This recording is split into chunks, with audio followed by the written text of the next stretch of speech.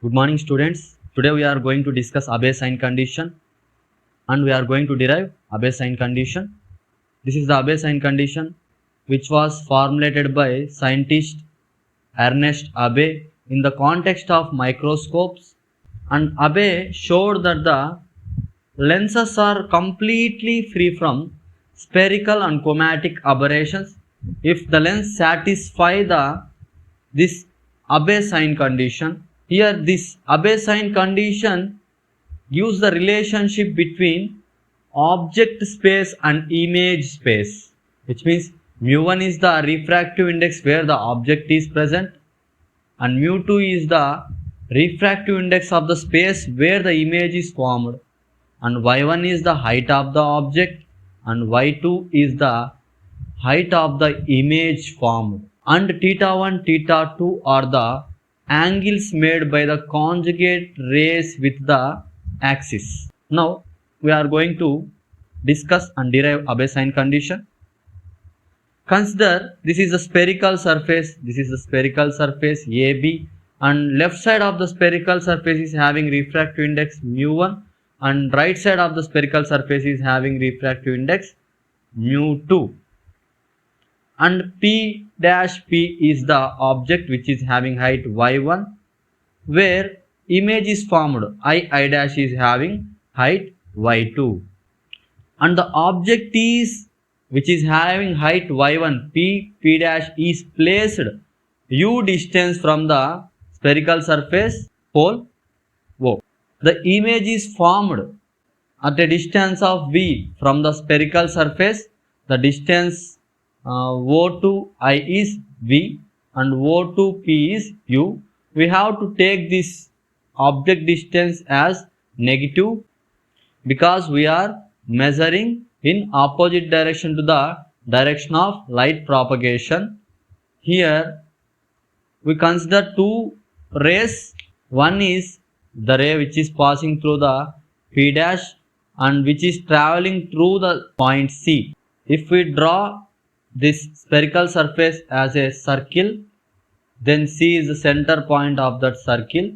So this any line drawn from the center point to the circle acts as a normal. So this P dash ray is undeviated, and another ray is travels through P and incident on the point Q on the spherical surface. Then this is the normal. The dot line is normal.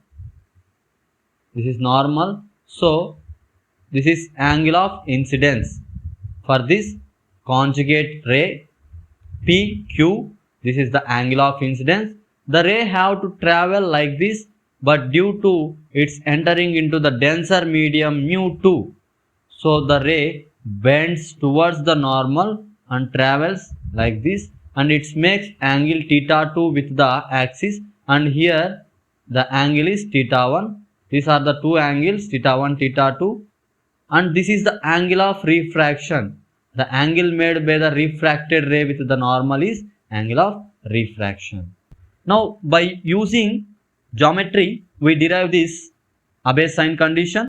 Totally here we have to use four triangles. First we use two similar triangles, object triangle and image triangle. The triangle which is formed by the object is object triangle, which is P dash P C and C I dash. Here these two triangles are the similar triangles because here it is having 90 degrees and here it is having 90 degrees, and this angle and this angle are the opposite angles which are equal. If in a triangle two angles are equal, then automatically the third angle is equal. We can say that these two triangles are similar triangles.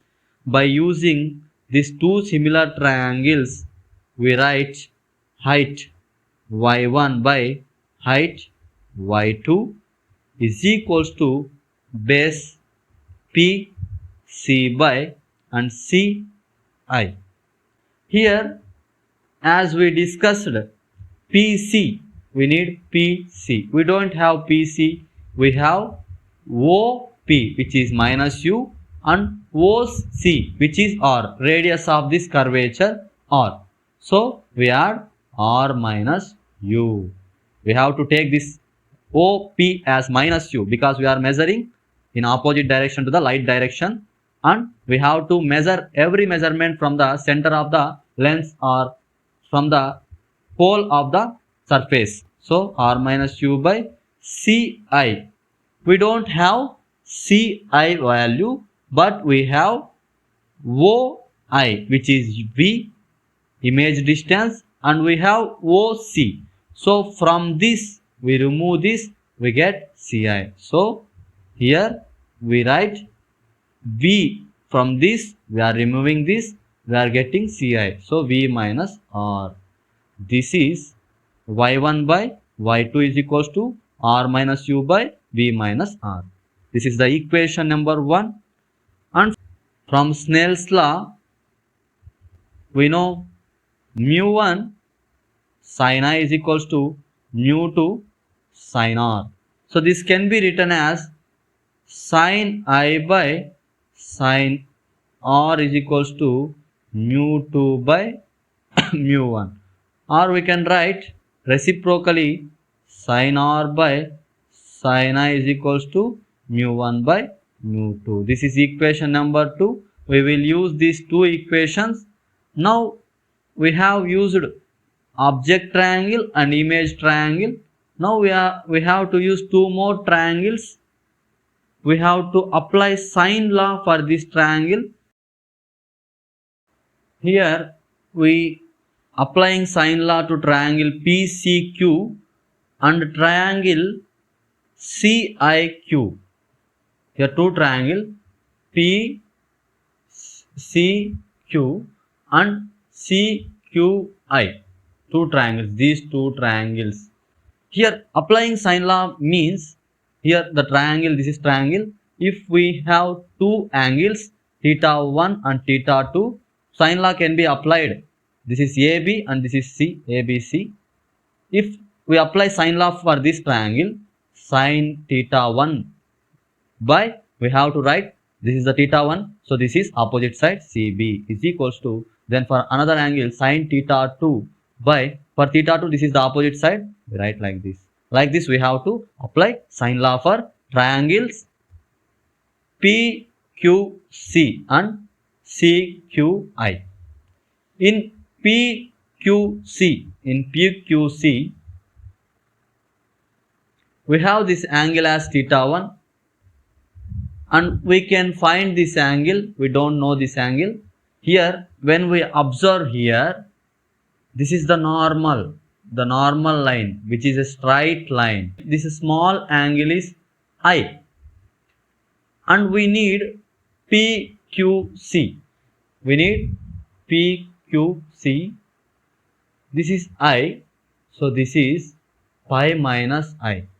Here on a straight line, this complete angle is 180 degrees. This is I, so this angle PQC is pi minus I. So we have two angles theta 1 and pi minus I. So we apply sine law, sin theta 1 by, for theta 1 the opposite side is QC, which is the radius of curvature, which is R. For sin pi minus I, for this angle pi minus I, this angle, the opposite side is PC. The PC is equals to R minus U. So we write R minus U. So finally sin pi minus I is, so sin 180 minus theta is sin theta. So this becomes sin I by R minus U. Finally we write this as sin theta 1 by, we send this sin I to this side, sin theta 1 by sin I is equals to, we send this R to here, this becomes R by R minus U. This is equation number 3. And in triangle CIQ,